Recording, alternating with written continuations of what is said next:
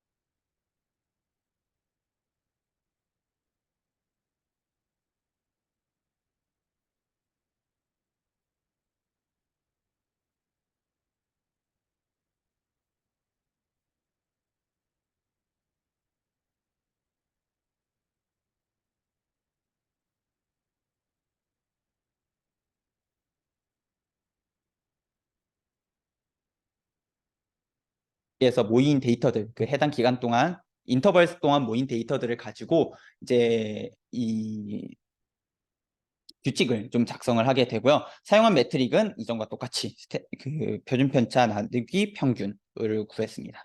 그리고 커맨드 서버에다가 그 사이트 아이디와 함께 최소한의 아이덴티파이어랑 같이 커맨드 서버에다 보냅니다.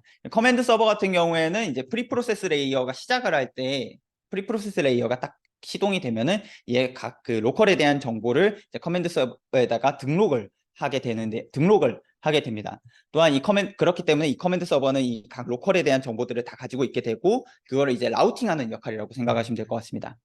그래서 이제 프리프로세스 레이어에다가 이제 사이트 IT를 기반으로 해가지고 그 데이터를 로컬에다가 다 쏴주게 되고요. 그리고 또한 쏴준 거를 다시 리턴을 받아가지고 이 프리프로세스 레이어에 적용되고 있는 이 규칙이 실제로 가장 최신에 보냈던 룰과 동일한가 그거를 체크하고 만약에 다르다고 하면은 재전송을 해갖고 적용이 될 때까지 계속해서 재전송을 시키는 식의 로직을 내부에 갖고 있습니다. 그러니까 이게 기본적인 로직이 네. 앞에 이제 DC3에서 어떤 엣지에서 그런 컴패리전 하는데 네. 소스가 많이 들어서 네. 그걸 이제 DC5에서 처리해가지고 내려보내겠다라는 취지인데 네. 컴패리전이 정말로 그거에 드냐? 네. 이 문제가 좀 걱정되거든요. 그러니까 그게 네. 그 주기마다 체크를 해야 되기 때문에 그러니까 굉장히 실시간으로 전송되는 경우는 컴패리전 오버헤드도 굉장히 소요가 된다. 이걸 좀 보여야 돼요. 아, 네.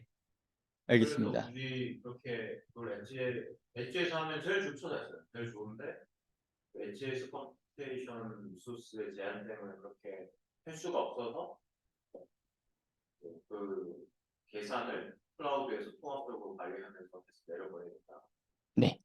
이런 흐름으로 되죠. 그러려면은 정말로 그 컴패리전 하실 때, 그러니까 그 주기적으로 보낸다는 거는 컴패리전 안 하면 보낸다는 거고. 네. 네트워크 코스트가 많은 대신에 컴퓨테이션 코스트는 별로 없겠죠. 네. 컴퓨테이션 안 하니까. 근데 지금 앞에서 DC3에서는 얘를 계산해가지고 보내줘야 되는데, 근데 거기에 전제는 컴퓨테이션 하는 리소스가 꽤 많이 뺏긴다. 네. 근데 정말 그럴까? 네. 체크를 해봐요. 정말로 그러면 그걸 가지고 이제 논리를 전개하면 되는데 그러지 않을까봐 좀 걱정.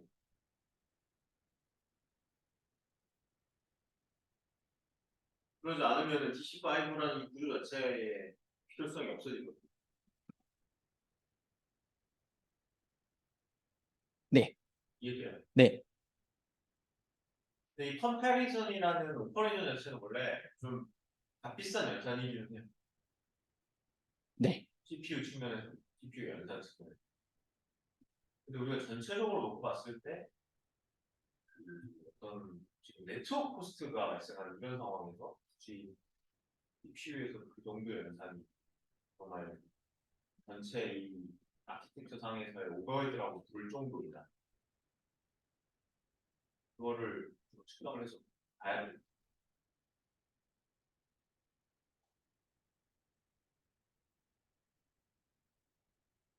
네. 알겠습니다.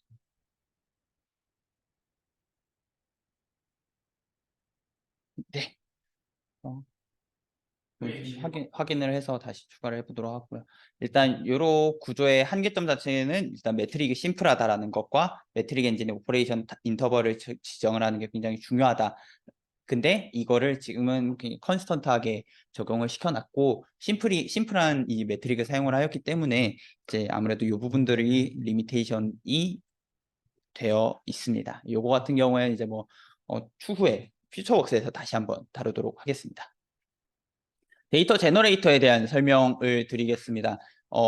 샌디시 지금 제안하는 아키텍처를 이제 실제로 검증하기 위해서는 여러 개의 사이트에서 많은 양의 데이터들이 발생하는 그런 상황을 가정을 해야 되는데 실제로 그런 데이터들을 얻기가 굉장히 어렵기 때문에 실제 데이터들을 컬렉션을 해가지고 그 데이터를 기반으로 제너레이터를 만들어서 좀 자유롭게 부하를 조절을 하려고 했습니다. 평균, 표준 편차, 인터벌, 그리고 어노멀리 발생 비율, 그리고 뭐 좀 이 데이터 변화량, 그러니까 이 변화 폭을 증가시키는 그런 인터벌 등을 입력을 하게끔 되어 있고요. 데이터를 실시간으로 생성을 해서 TCP 통신으로 보내게 됩니다. 데이터 타입은 크게 4개로 나누었습니다. 1번이 노말, 그냥 특정한 분포가 없고 특정한 분포를 막 띄지 않는 어느 정도 유니폼하지 않지만 이제 특정 값 위에서 이렇게 왔다 갔다 하는 경우를 나타내는데요. 요거는 노멀 디스트리뷰션을 가정을 하고 데이터를 제너레이션을 하게 됩니다. 스테어 같은 경우에는 두 번째처럼 데이터가 한 번에 변화했다가 짜자자자작 하다가 뚝 떨어지고 짜자자자작 뚝 떨어지고 뭐 이런 식으로 6 시그마 이내에서 데이터가 이렇게 흔들리다가 한 번에 큰 값이 변하고 짜자자작 한 번에 큰 값 변하고 이런 경우, 지금 저거는 제가 짧은 기간에 그 이그젠플을 찾으려고 좀 잘라낸 부분이라서 저렇게 보이는데, 실제로 그런 데이터들이 몇 가지가 있었기 때문에 그렇게 제너레이션을 하고요. 세 번째 같은 경우에는 이게 디스크리트한 값들, 그러니까 총 전체 기간 동안에 수집 기간 동안에 유니크한 값들을 조회를 해봤을 때 총 값이 뭐 10개 이내에서 계속 변화만 하는 경우, 뭐 0, 0, 1, 2, 3, 뭐 0, 1, 2, 3, 0, 1, 2, 3 이렇게 왔다 갔다 하는 경우에만 이렇게 디스크리트로 넣었고요.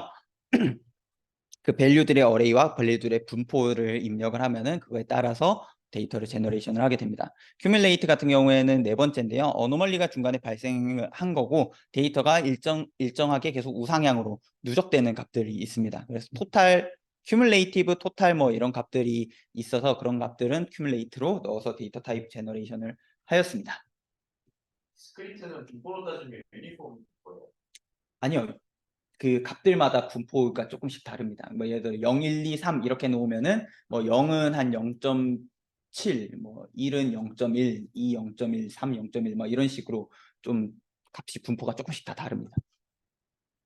값의 빈도가 다르기 때문에 그 빈도를 그 유니크 카운트, 해당 기간 동안의 유니크 카운트를 실제 리얼데이터. 네, 맞습니다. 2개월 동안의 유니크 그러니까 이게 카운트입니다. 전에 네. 리얼 데이터에 대한 일단 데이터 복잡하고 네. 상세 설명이 좀 있어야 돼. 요번에도 써놨는데. 네. 뭐 그렇게 해서 실제로 거기에 몇 가지 유형에 맞게 이런 식으로 데이터 타입을 나눠가지고 준비했다라고 얘기했습니다. 네, 알겠습니다.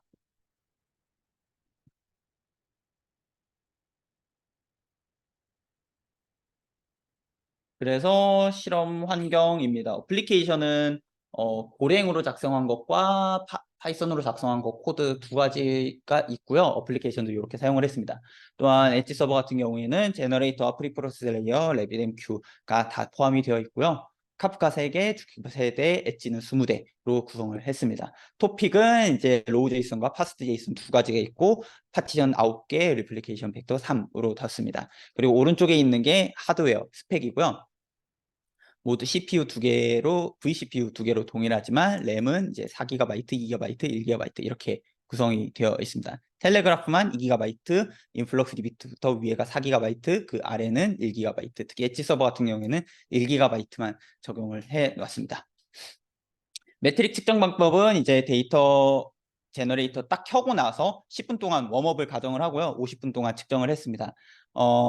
타임 시리즈 데이터만 측정을 했고요. 말씀드렸던 것처럼 메타데이터 같은 경우에는 업데이트가 굉장히 거의 없기 때문에 메타데이터는 거의 실험을 해서 제외하더라도 영향이 없을 거라고 판단을 해서 메타데이터 제외하고 시계열 데이터만 측정을 했습니다. 에버리지 같은 경우에는 주키퍼를 제외한 나머지 어플리케이션들에서 제외를 했고요. 주키퍼 같은 경우에는 아파치 카프카를 코디네이션하는 역할이기 때문에 전체 아키텍처에 그렇게 크게 영향이 안 준다고 판단이 되었습니다. 그래서 주키퍼를 제외하고 매트릭을 작성을 하였고요. CPU, 메모리, 넷인, 넷아웃을 측정을 했습니다. 넷인 같은 경우에는 그 엣지단 말고 엣지단에서 데이터를 딱 처음 받는 카프카 커넥트부터 인플럭스 DB까지, 넷아웃 같은 경우에는 엣지부터 텔레그래프까지 측정을 하였습니다. 전체 평균으로 구했고요.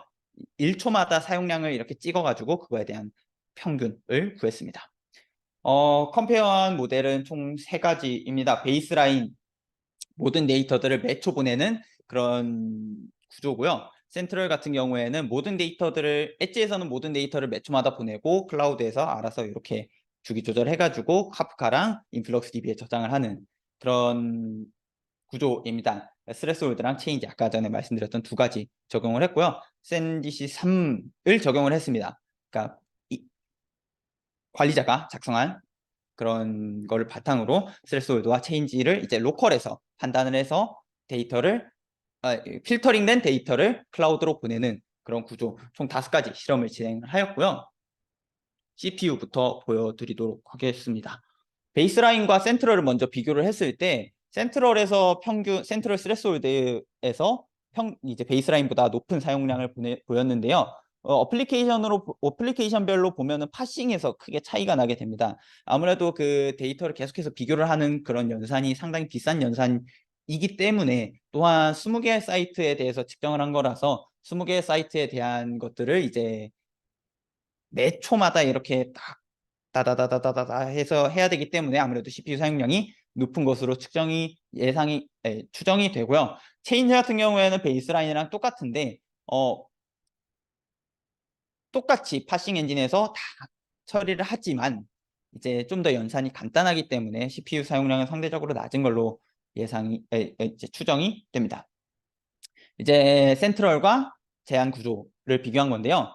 실제로 제한 구조에서는 반대의 현상이 나타납니다. 스레스홀드가 더 낮고 체인지가 좀 더 높은 현상이 나타나는데요. 보시면은 이제 그리드가 엣지라고 보시면 됩니다. 엣지에서도 그렇게 크게 차이가 없고요. 이제 올라가면 올라갈수록 차이가 나게 되는데, 그 이유는 아무래도 체인지를 통해서 필터링 되는 데이터가 값을 변할 때마다 보내주기 때문에 데이터 양 자체가 많아서 아무래도 처리하는데 CPU가 좀 더 많이 쓰이기 때문이 아닌가라고 추정이 됩니다. 스레스홀드 같은 경우에는 전체적으로 가장 낮은 CPU 사용량을 보이게 되고요. 데이터 볼륨이 작기 때문으로 추정이 됩니다.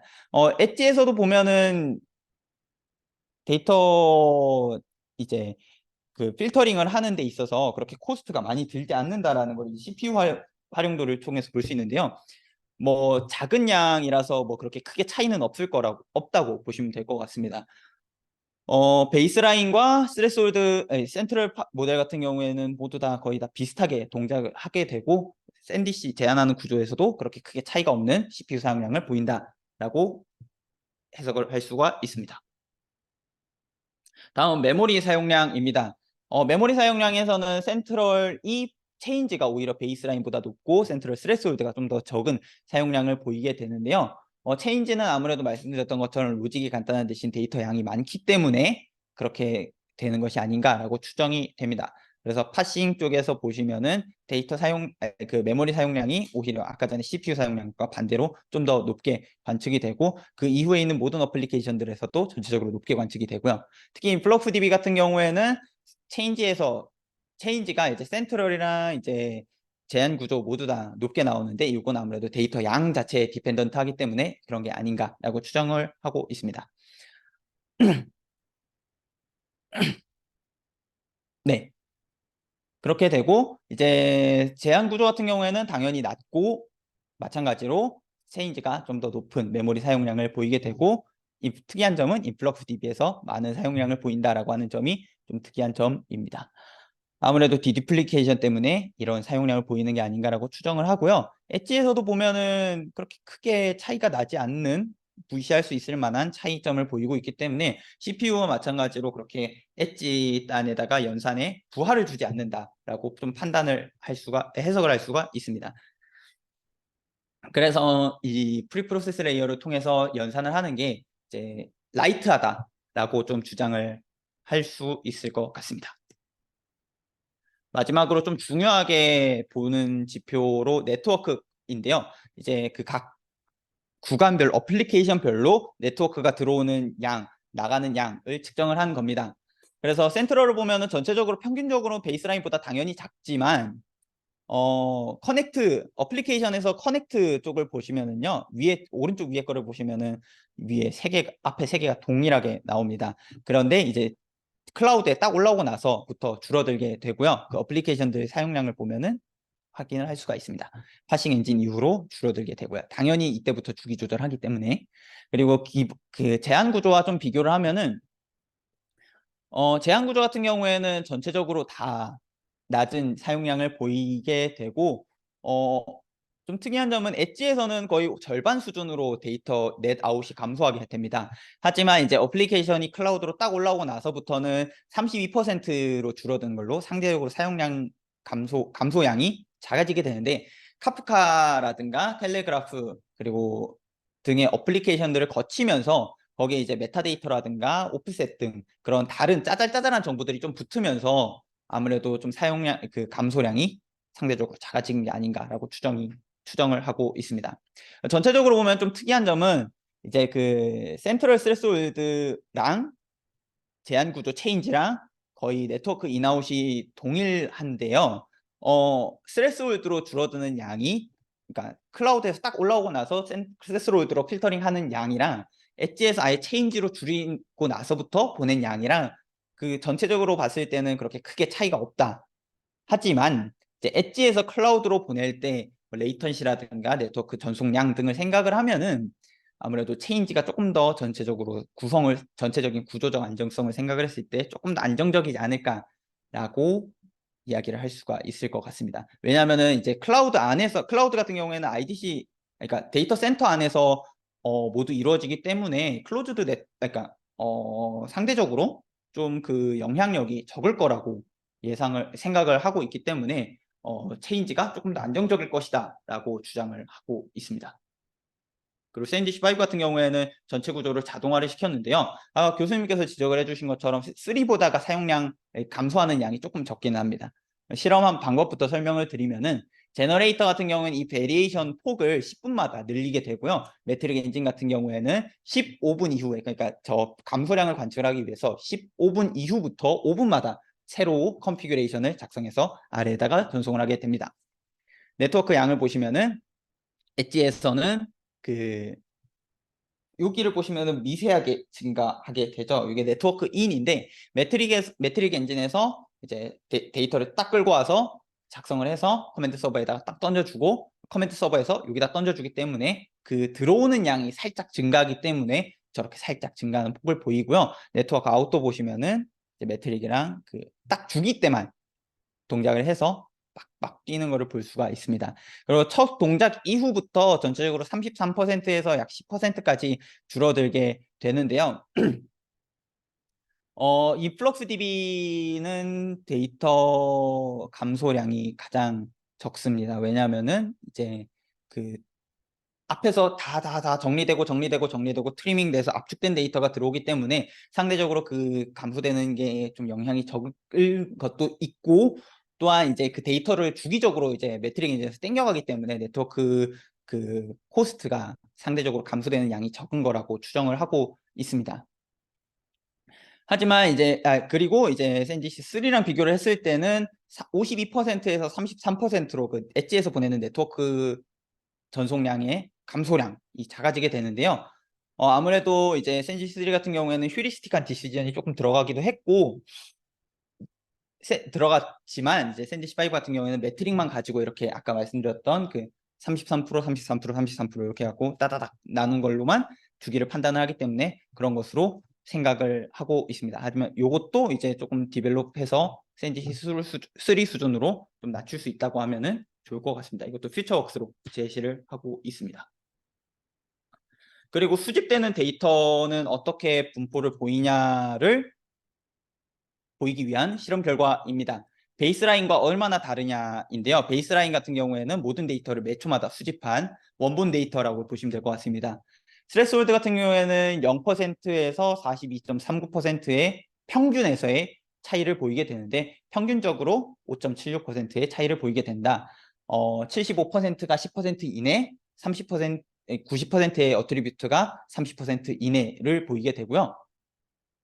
체인지 같은 경우에는 이제 스레스홀드랑 거의 차이가 없게 됩니다. 그래서 보면은 이제 어트리뷰트 82%가 10% 이내, 그리고 95%가 30% 이내의 평균의 차이를 보이게 되고요. 스레스홀드가 좀 더 큰 차이를 보이긴 하지만 그 줄어드는 네트워크 통신량이라든가 리소스 사용량을 보면 어느 정도 리즈너블하다고 판단을 할 수가 있습니다. 스탠다드 데비에이션 같은 경우에도 0%에서 최대 500%까지 좀 차이가 나게 되는데요. 10% 이내에 40% 정도의 어트리뷰트가 들어오게 되고 76%가 30% 이내 편차를 보이고 있습니다. 체인지는 상대적으로 더 적은 양의 편차를 보이게 되는데요. 이렇게 표준 편차가 500%, 400%까지 차이 나는 이유가 그 데이터베이스에서 이제 어트리뷰트를 저장을 할 때 그 이제 어트리뷰트를 받을 때 이제 데이터 포인트가 상대적으로 적어지게 됩니다. 아무래도 데이터들을 한번 필터링을 하고 비교를 한 데이터들이 올라오기 때문에 그렇기 때문에 좀 더 적은 데이터 포인트에다가 스레스홀드 같은 경우에도 그렇고 체인지 같은 경우에도 데이터가 이렇게 확확 변하는 경우가 있습니다. 그런 경우에는 아무래도 좀 중간에 있는 이 데이터들이 없어지기 때문에 평균 근처에 있는 요 데이터 포인트들이 사라지고 편차가 있는 데이터들만 들어오기 때문에 상대적으로 표준 편차가 좀 커지는 것처럼 보이지 않나라고 생각이 되는데요. 요거를 제가 잘못 측정을 한 게 제가 오늘 오기 전에 생각이 난 게 데이터 포인트가 예를 들어서 4시에 관측이 되고 4시 5분에 관측이 됐다라고 하면은 요 사이에 뭐 한 300개 정도의 데이터 포인트가 있겠죠. 1초마다 관측이 되면은 베이스라인은 요게 300개 포인트가 있는데 스레스홀드 같은 경우에는 여기 하나 있으면은 2개밖에 없기 때문에 요런 차이가 나는 것 같습니다. 그래서 요거는 조금 제가 계산하는 방식을 좀 바꿔갖고 다시 분석을 좀 진행을 해야 될 것 같습니다. 요거는 조금 그냥 그러려니 하고 봐주시면 되고요. 어노멀리 디텍션 하는 로직입니다. 스레스홀드로만. 체인지는 당연히 다 디텍션을 하겠고요. 이제 스레스홀드로만 진행을 했는데 어노멀리 레이시오를 여기에서는 0.01%로 진행을 했는데 여기서는 1%로 진행을 했습니다. 좀 더 많은 양의 어노멀리를 생성을 하는데 어노멀리를 생성한 로그랑 이제 그거랑 이제 비교를 해갖고 디텍션을 한 거를 좀 찾아봤는데요. 다 디텍션이 100%다 됩니다. 어노멀리는 다행히 다 디텍션이 된다라고 얘기를 할 수가 있을 것 같습니다. 그래서 컨트리뷰션인데요. 아까 말씀드렸던 그 컨트리뷰션 그대로 사이클 컨트롤을 했고 자동화했고 그리고 제너레이터 썼고 그리고 사용량 감소시켰다 입니다. 그리고 이제 퓨처웍스로 제시할 건 2가지인데요. 매트릭이랑 사이클 컨피규레이션을 디시전하는 메소드. 아까 말씀드렸던 것처럼 뭐 강화학습이라든가 뭐 시계열, 리니얼 피팅 뭐 이런 여러 가지 요소들이 있기 때문에 그런 것들을 조금 사용해서 고도화를 시킨다면은 데이터 원본을 좀 더 보존을 할 수 있을 것 같고요. 하지만 이제 아무래도 조금 비싼 연산이 들어가게 되면은 당연히 느려지게 되겠죠. 그래서 트레이드 오프 관계가 있기 때문에 요거를 조금 잘 조정을 할 필요가 있다고 생각이 들고요. 활용한 지표 또한 너무 심플하고 앱스트랙트하기 때문에 좀 개선을 할 필요가 있다. 또한 매트릭 엔진이 동작하는 주기도 좀 결정을 하는 로직이 필요할 것 같습니다. 지금 아예 컨스턴트하게 했는데 뭐 조금 너무 길게 하면은 이 사이에 변동되는 데이터를 관측할 수가 없고 너무 짧으면은 메인 데이터베이스에 부하가 발생을 하게 되기 때문에 뭐 캐싱을 한다거나 슬레이브 DB를 써갖고 DB를 이중화해서 뭐 좀 쓴다거나 하는 식의 그런 다른 솔루션이 조금 제시가 돼야 될 것 같습니다. 여기까지 준비를 했습니다. 16페이지 슬라이드에는 페이지 번호를 주세요. 아, 네, 알겠습니다. 페이지 번호가 슬라이드에서는 ID가 됩니다. 네. 페이지를 보면은 아까 내가 얘기했던 현상이 보이긴 하거든요. 네. 베이스라인은 2개마다 보여줄 거고 네. CPU UCG에서 센 제한 구조가 센트럴 그리드에서 지금 네, 맞습니다. 그리드에서 넘기는데 오버드가 좀 보여야 되잖아요. 네, 맞습니다. 그걸 좀 확인해 보라는. 네, 저게 확인해 보겠습니다. 그 컴패리즌 로직까지 들어가서 측정이 된 거예요. 네, 컴페어리즌 로직까지 들어간 거고 그 센트럴이랑 베이스라인 같은 경우에는 그 로직이 들어가지 않고 모든 데이터 그냥 다 전송하는 겁니다. 그래서 비교를 했을 때 SNDC3에서 베이스라인보다 CPU UCD 사용량이 증가하는 게 보여진다는 거예요. 그러면 위에 무조건 의미가 없다는 거 한번 체크를 해보세요. 네, 알겠습니다. 그리고 이게 파싱을 센트럴에서 파싱을 하잖아요. 네. 파싱이 그 네트워크 전송되면서 패킹된 내용을 언패킹하는 과정인가요? 그러니까 베이스 SNDC3에서는 엣지 단에서는 좀 파싱이 필요 없어요. 아, 그, 잠시만요. 그러니까 엣지 단에서는 데이터를 그냥 그 한 번에 그냥 긁어 모아서 전송을 하고 그 긁어 모아서 전송한 것들을 이렇게 좀 그 저장에 용이하도록 정리를 하는 게 파싱의 역할이다라고 생각하시면 될 것 같습니다. 그래서 파싱이 C3에서 없나요? 아니요, 똑같이 동작을 하는데 이제 엣지 단에서 해요. 엣지 단에서 추행을 하는 게 아니라 그 센트럴과 제한 구조에서 차이점은 주기 조절 로직을 이제 클라우드에서 이제 데이터를 엣지에서 다 받고 클라우드에서 필터링 한 다음에 이제 뒤에다가 전송을 하느냐, 엣지에서 아예 필터링을 한 다음에 클라우드에다 전송을 하느냐. 엣지에서 파싱을 한다는 필터링. 아니면 파싱이 필요가 없어요. 파싱 안 하고 그냥 필터링만 하고 묶어서 보냅니다.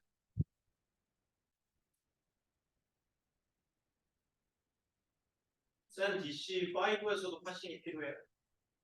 네, 마찬가지로 파싱이 필요합니다. 그러니까 클라우드에서. 네, 클라우드에서 정리를 하는데 얘도 마찬가지로 엣지에서 필터링을 한 다음에 상위로 보낸다. 그리고 얘를 이제 각각의 이제 좀 활용을 할 수가 있도록 굉장히 큰 네스티드 제이선을 좀 작은 단위로 쪼갠다라고 생각할 수 있습니다. 페이지에 보면은 센트럴만 파싱하는 거죠.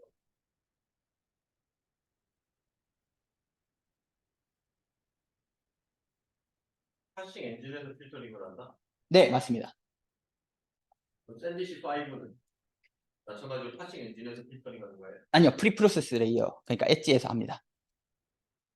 SNDC5가 네, 엣지에서 필터링을 해서 데이터를 전송을 합니다. 3랑 똑같습니다. 프리프로세스 레이어라는 게 엣지에서 한다는 얘기예요. 네, 맞습니다. 프리프로세스 레이어가 여기에 지금 여기 프리프로세스 있습니다. 레이어 엣지라고 안 하고 굳이 그렇게 할 필요가 없겠죠. 엣지랑 클라우드를 나누는 게 중요한. 그러면 그냥 엣지라고 표현을 하겠습니다.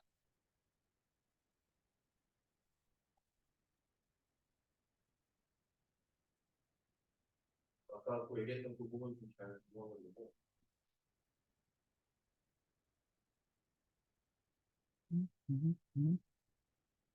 네, 일단 질문 주세요. 질문. 네. 20페이지 쪽에 언어관리 시스템이잖아요. 언어관리 비율을 1%로 적용했는데 만약 이 비율 자체를 낮추거나 이러면은 퍼센트 디테일이 아닐 수도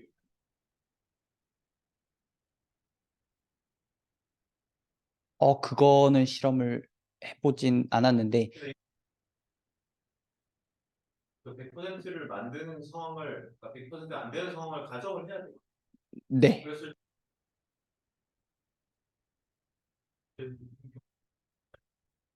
때도 불구하고 실험적으로 100%라고 보이는 건 의미가 없고,